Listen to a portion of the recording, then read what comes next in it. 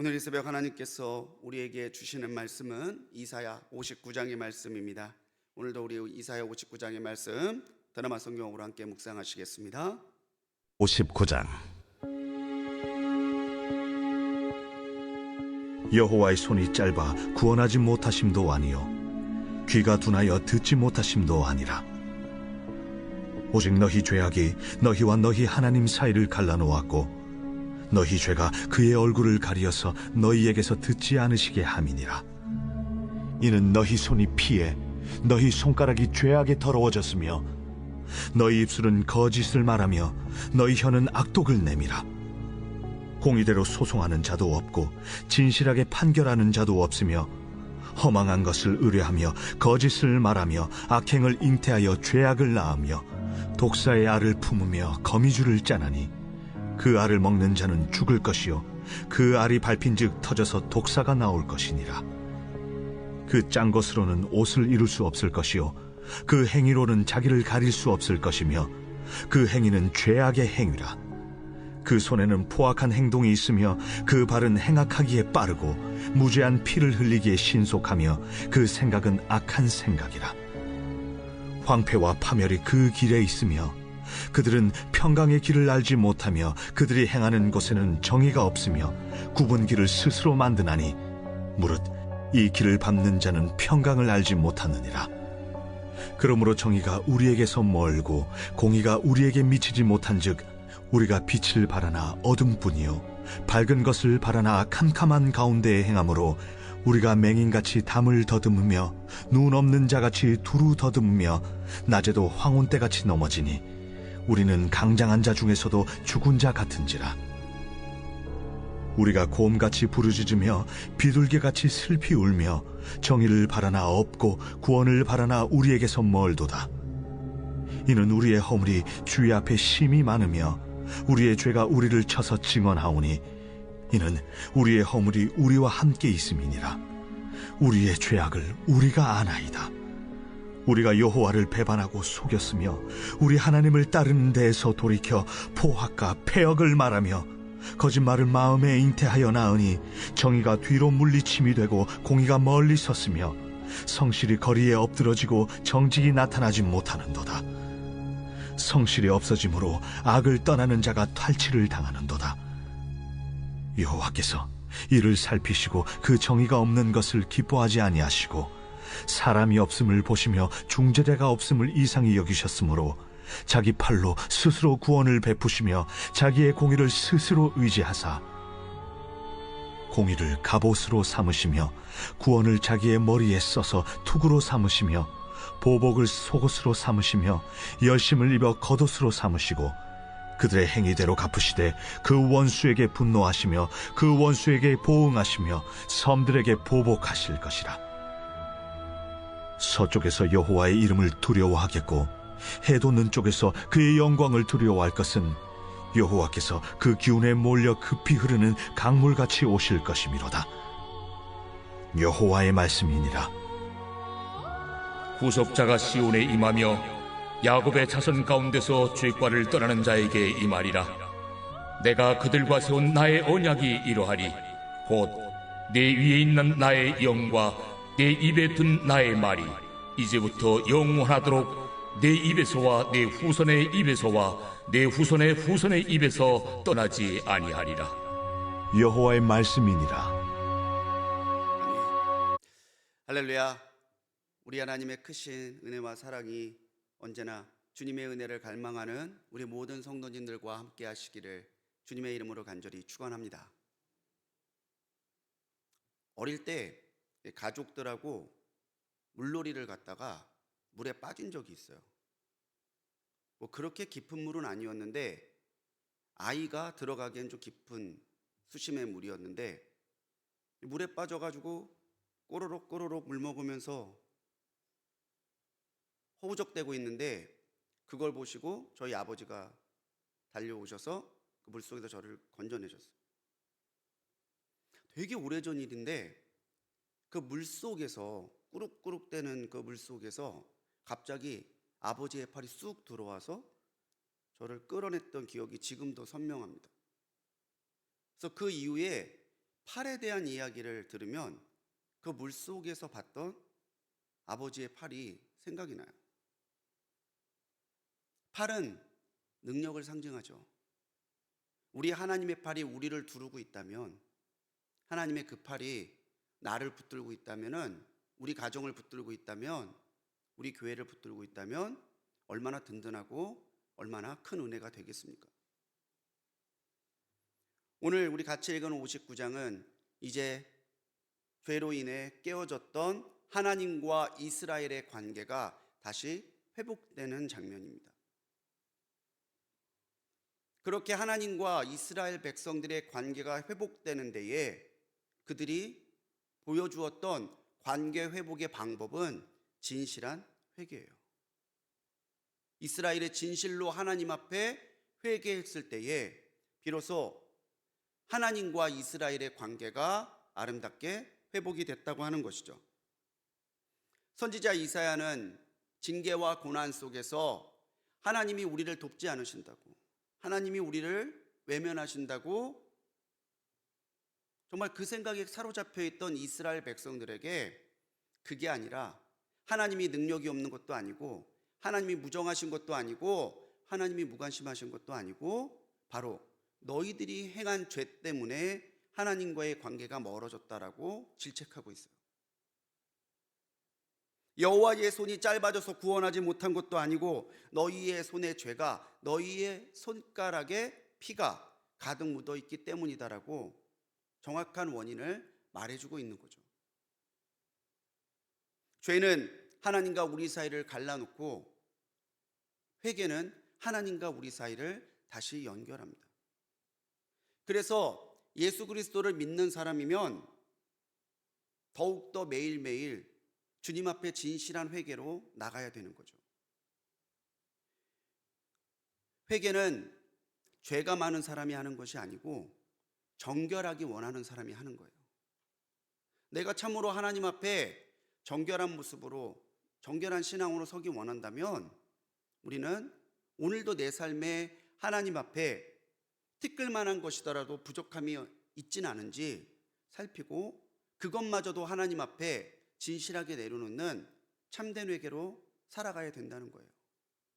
그래서 오늘 1절의 말씀, 하나님의 손이 짧아지지 아니하였다는 이 이사야의 말을 제목 삼아서 짧아지지 아니한 여호와의 손이라는 제목으로 함께 우리 이 59장의 말씀을 묵상해 보려고 합니다.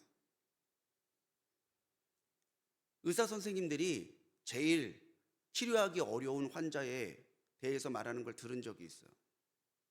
근데 정말 치료하기 어려운 환자가 어떤 환자냐면 병을 회피하는 사람이에요. 아, 내가 그 병에 걸릴 리가 없다. 뭔가 잘못된 것 같다. 다시 검사해달라. 아, 내 몸은 내가 잘한다. 아무리 의사 선생님이시지만 제가 제 상태는 잘 안다고. 병을 직시하지 못하고 인정하지 못하는 환자가 제일 치료가 어렵다는 거예요. 내가 그 병에 걸렸음을 직시하고 인정하고 그 병에 대해 적절한 처방과 방법을 알려줄 수 있는 의사의 말에 경청하기 시작할 때 그 환자의 치료가 시작되는 거죠. 1절로 8절은 선지자 이사야가 이스라엘의 죄를 신랄하게 비판하고 있는 내용입니다. 그런데 이사야가 이스라엘의 죄를 이렇게 조목조목 질책하는 것은 이스라엘을 정죄하기 위함이 아니라 이스라엘이 가지고 있는 문제가 참으로 무엇이 진짜 문제인지를 직시하게 하려는 의도에서 이 죄를 조목조목 말하고 있는 거죠. 이스라엘의 진짜 문제는요, 하나님이 침묵하시거나 하나님이 그들의 기도대로 응답하시지 않는 것이 아니라 그들이 보지 못하는 죄, 그들이 인정하지 못하는 죄, 그 죄에 대해 이스라엘이 부인하고 모르고 있던 무지함에 있다는 거죠. 2절에서 이사야는 너희의 죄악이 너희와 하나님 사이를 갈라놓고 하나님의 얼굴을 가리게 만들었다라고 말합니다. 왜 하나님 우리의 기도에 침묵하십니까? 왜 하나님 내가 이렇게 기도하는데도 도와주지 않으십니까? 우리가 그렇게 항변하지만 이스라엘이 그렇게 하나님 앞에 따지듯이 묻지만 사실 그 하나님이 얼굴을 가리게 만든 것은 하나님이 아니라 너희 자신이라는 것을 보라는 거예요. 손에 죄악이 가득하고 입술에 거짓과 악독이 가득합니다. 재판을 굳게 만들고 우상에 빠져서 하나님을 떠나요. 그들의 모든 행동들을 6절에서 이사야는 그 행위가 죄악의 행위라고 규정하고 있어요. 요즘 말로 하면 그렇게 될까요? 야, 니네 정말 뻔뻔하다. 그렇게 말해놓고, 그렇게 행해놓고, 그렇게 하나님을 온전하게 신뢰하지 못해놓고 하나님 왜 나한테 은혜 안 주냐고 말하는 거야? 이사야의 말을 들은 이스라엘 백성들이 얼마나 부끄러웠을까요? 결국 그런 그들에게 8절에 나와 있는 말씀대로 그들에게는 하나님의 평강이 없어요. 하나님의 평강을 모르고 하나님의 평강을 누리지 못해요. 그러니까 그들이 하나님 앞에 우리 죽겠다고 외치고 살려달라고 말하고 있는 거겠죠. 하나님의 평강, 우리가 잘 알고 있는 히브리 단어죠. 뭐예요? 샬롬이죠. 어떠한 조건에도 어떠한 상황에도 흔들리지 아니하고 깨어지지 않는 하나님의 절대적인 평안. 내 삶이 조금 어렵더라도 깨지지 않는 평안. 때때로 하나님이 내 길을 굳게 하시는 것처럼 보여도 깨어지지 않는 평안. 하나님이 내 기도에 침묵하는 것 같은 답답함을 느끼는 순간에도 설명할 수 없지만 나를 떠나지 않는 하나님의 평안. 그게 샬롬이에요. 근데 그들이 죄로 인해 하나님과 갈라지고 하나님의 얼굴이 돌아갔기 때문에 이제 더 이상 그들에게 하나님의 샬롬이 임하지 않는 거죠. 우리는 우리 스스로 볼 수 없습니다. 그렇기 때문에 우리가 거울을 보죠. 거울 좋아하시는 분들은 하루에 수십 번도 보시더라고요. 아, 이뻐. 또 봐도 이뻐. 그렇게 말해주지만 우리가 자꾸 거울을 볼 때 우리는 우리의 모습을 가다듬게 되잖아요. 이게 묻은지도 몰랐네. 화장이 지워져 있는지도 몰랐네. 머리가 헝클어져 있는지도 몰랐네. 마치 거울에 나를 비추듯이 우리가 오늘을 살아가면서 하나님의 말씀에 나를 비춰봐야 돼요. 하나님의 말씀만큼 나를 적나라하게 내 심령의 깊은 곳까지 비추게 만드는 선한 도구가 없어요. 말씀에 비춰보면 모든 게 분명해지죠. 사랑하라는데 사랑하고 있는가? 믿으라고 하는데 믿고 있는가? 행하라는데 행하고 있는가? 하나님의 평안이 때때로 내게서 사라짐을 느낄 때가 있습니다. 그럼 그때는요, 낙심하고 포기할 때가 아니라 왜 내게 하나님의 평안이 없는가를 성찰해 보아야 될 때예요.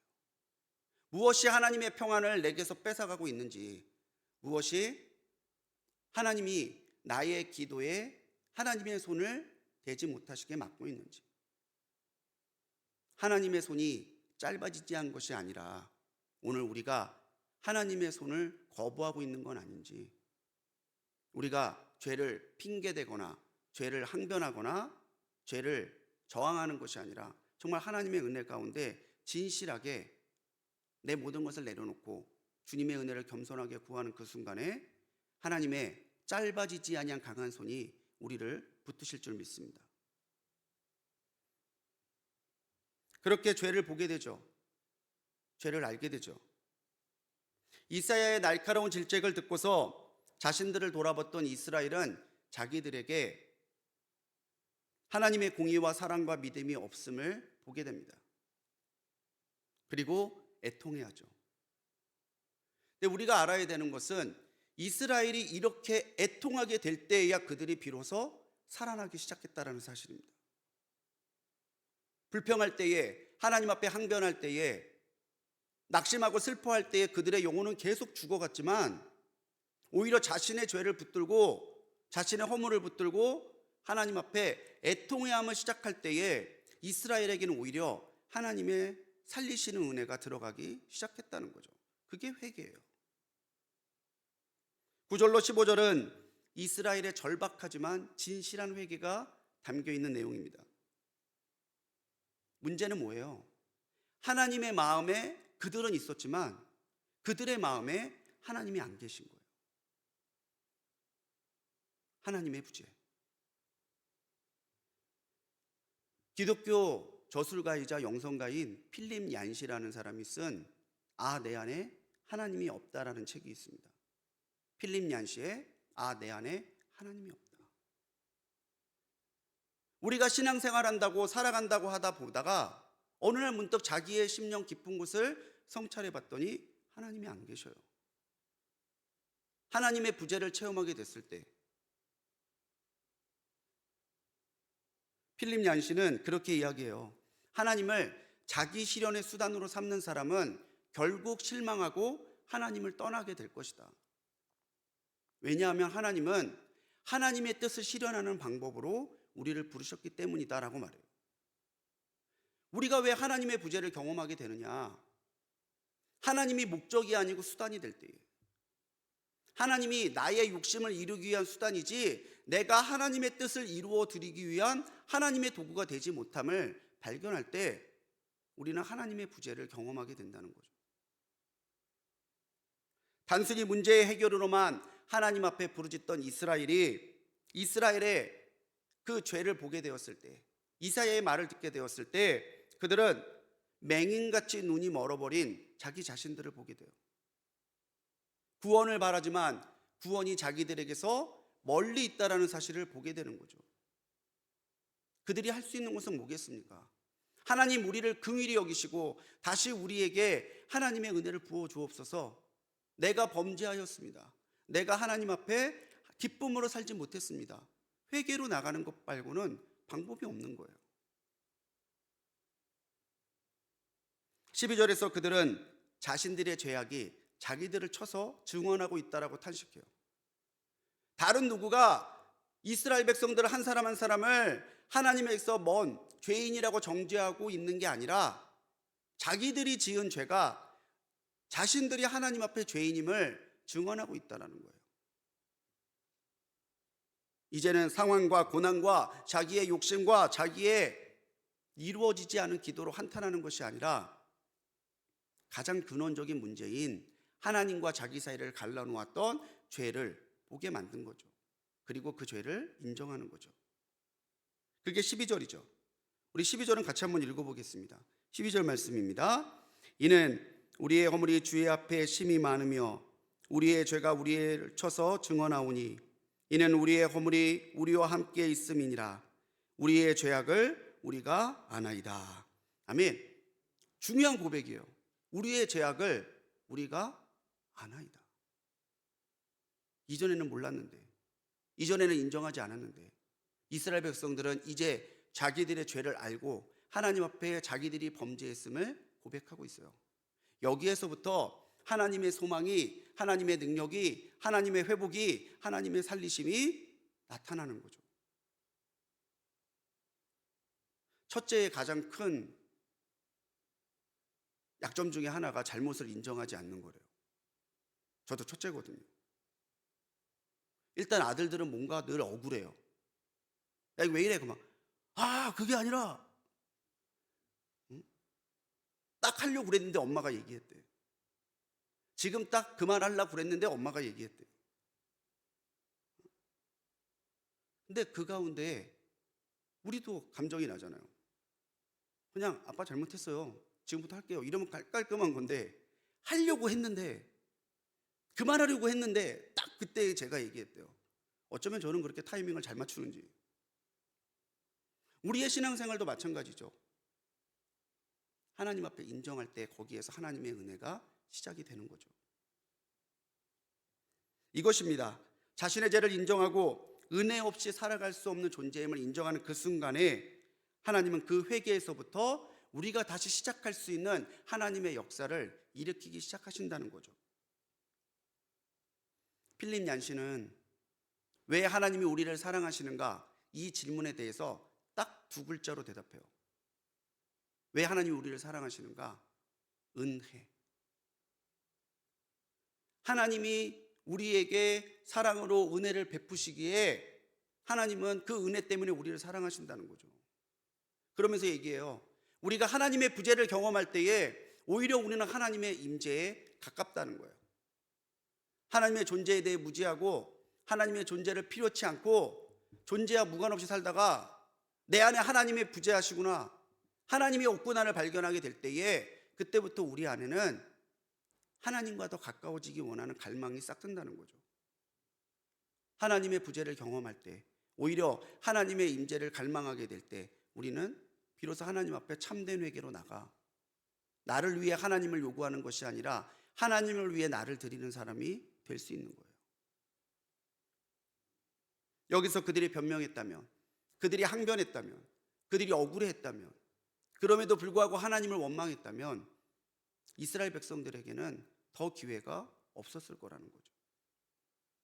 사랑하는 성도님들, 죄를 직시하고 죄를 성찰하셨다면 이제는 우리의 말로 하나님 앞에, 우리의 변화된 삶으로 하나님 앞에 회개하는 참된 회개의 삶을 살아가는 오늘이 되시기 바랍니다. 하나님 하려고 했는데, 하나님 딱 안 하려고 했는데, 그게 아니라 그렇습니다. 주님, 이제 내 안에 하나님의 부재가 아니라 하나님의 임재가 있기를 소망합니다. 진실한 회개로 하나님 앞에 나가는 우리 성도님들 되시기 바라요. 그때에 하나님께서 이스라엘 백성들에게 응답하십니다. 회개는 반드시 하나님이 응답하십니다. 근데 그 응답의 방법이 뭐냐면 바로 말씀인 거죠. 그 말씀에 따라 주시는 약속, 언약인 거죠. 16절로 21절은 그들의 회개에 대한 하나님의 응답이죠. 선지자 이사야가 하나님의 말씀을 대언해요. 너희 안에 중재자가 없음을 하나님이 가슴 아파하신다. 하나님이 직접 구원자가 되어주시겠다고 말씀하셨다는 거죠. 하나님께서 15절에 그들을 살피셨다고 그래요. 이 살피시다라고 하는 히브리어 와야르라는 단어를 쓰는데, 이 와야르는 집중해서 보다라는 뜻입니다. 대충대충 보는 게 아니라 집중해서 찬찬히 살펴보는 거예요. 영어로 말한다면 C가 아니라 룩에 가깝습니다. 룩. 하나님이 나를 대충 보시는 게 아니라, 그저 그렇게 보시는 게 아니라 집중해서 보시는 거예요. 어떤 나를? 하나님 앞에 회개하는 나를, 하나님 앞에 회개하는 우리를. 17절에서 하나님이 열심을 입는다고 말합니다. 열심. 이스라엘 백성들을 향한 그 열심을 입고 하나님이 백성들에게 역사하실 것을 말하고 있는데, 열심이라고 하는 이 단어를 원어적인 의미를 보면 끓어오르다라는 뜻이에요. 회개하는 이스라엘을 봤더니 하나님의 사랑이 끓어올라요. 이들을 구원하고자 하는 하나님의 그 거룩한 열망이 끓어올라요. 그 끓어오르는 열심으로 이스라엘 백성들을 구원하시고 이스라엘 백성들을 회복하시고 다시 이스라엘 백성들이 하나님의 샬롬을 누리는 하나님의 백성으로 설 수 있도록 하나님이 인도해 주신다는 거예요. 그게 열심이죠. 그래서 20절에 구속자를 보내신다라고 말하죠. 구속자. 우리는 알죠. 이 구속자가 누구를 말하는 거겠어요? 누구를 말하는 거겠어요? 우리 예수님을 말하는 거죠. 궁극적으로 하나님이 직접 구원자가 되어주시고 이 시대에는 그리스도 예수가 구원과 회복의 이름으로 우리에게 주어진 것을 우리는 믿으면서 나아가고 있습니다. 이 모든 하나님의 도우심과 구원을 하나님은 21절에서 언약이라고 표현하시는 거잖아요. 하나님의 말씀만큼 절대적인 게 어디에 있습니까? 창조하시고 살리시고 오늘도 붙드시는 말씀, 말씀하신 것을 그대로 지키시는 진실하신 말씀, 결코 어김이 없고 결코 부족함이 없고 결코 무능함이 없는 하나님의 그 말씀으로 보증해 주신 약속이 오늘 우리가 믿음으로 살아가는 약속이에요. 여러분, 약속을 붙들고 살고 계십니까? 그 약속 붙들고 있다면 하나님의 손이 짧아지지 아니하고 오늘 우리를 붙들고 계심을 믿으시기 바랍니다. 우리는 약속을 살아가는 사람이죠. 구약, 신약, 약속이잖아요. 구약의 약속대로 주님이 오셨죠. 신약의 약속대로 예수 그리스도를 믿는 사람마다 구원하셨죠. 그리고 다시 오실 예수님을 기다리고 있는 그 사람에게 분명히 하나님은, 우리 예수님은 평화의 왕으로 오실 거예요. 주님의 오심을 기다리는 이 강림절을 다시 지나시면서 내가 하나님의 약속을 붙들고 있는지 보시기 바랍니다. 오늘도 하나님의 강하신 그 팔은 하나님의 언약으로 우리에게 주어져요. 그런 하나님의 팔을 바라볼 때에 우리가 하나님의 팔이 짧아졌다고 한탄하는 어리석은 이들이 아니라 오히려 하나님의 팔이 짧아지지 아니하였음을 확신하고 오늘 하나님과 내 사이를 가로막는 죄를 직시하고 하나님 앞에 그 죄를 내려놓는 진실한 회개로 나아가고 그 회개의 끝에 하나님이 언약을 통해 주시는 하나님의 말씀과 능력, 그 소망을 붙들고 오늘을 살아갈 때 오늘도 하나님의 강한 손은 나를 이끄시는 하나님의 능력이요 나를 향해 변치 않는 하나님의 사랑이 되실 줄 믿습니다. 오늘도 고백하며 하루를 살아가십시오. 주님, 내가 정결하기 원합니다. 주님, 내가 주님의 뜻대로 살기 원합니다. 주님, 내가 언약을 따라 주신 하나님의 말씀을 믿습니다. 이러한 정결함, 이러한 회개, 이러한 믿음으로 오늘을 짧아지지 아니한 주님의 손을 붙들고 굳건하게, 단단하게, 든든하게, 진실하게 걸어가는 우리 모두가 되시기를 주님의 이름으로 간절히 축원합니다. 기도하시겠습니다. 사랑의 주님, 우리는 죄인입니다. 그럼에도 불구하고 주님께서 우리를 그 끓어오르는 열심으로 사랑하셔서 구원해 주시고 대신해 죽으시고 살리셨음을 믿습니다.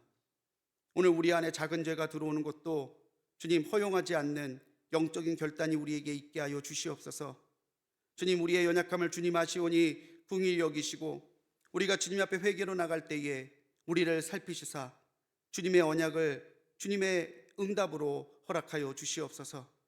오늘도 진실하고 정결하게 살아가게 하시고 주님 앞에 숨기지 않는 진실한 회개를 통하여 주님 앞에 서게 하시고 그런 우리들에게 주시는 언약의 말씀 붙들고 소망과 믿음으로 살아가는 우리가 될 수 있도록 지켜주셔서 결코 짧아지지 아니한 주님의 손이 우리를 붙드시고 이끌고 계심을 삶에서 체험하는 복된 하루 되도록 역사하여 주시옵소서.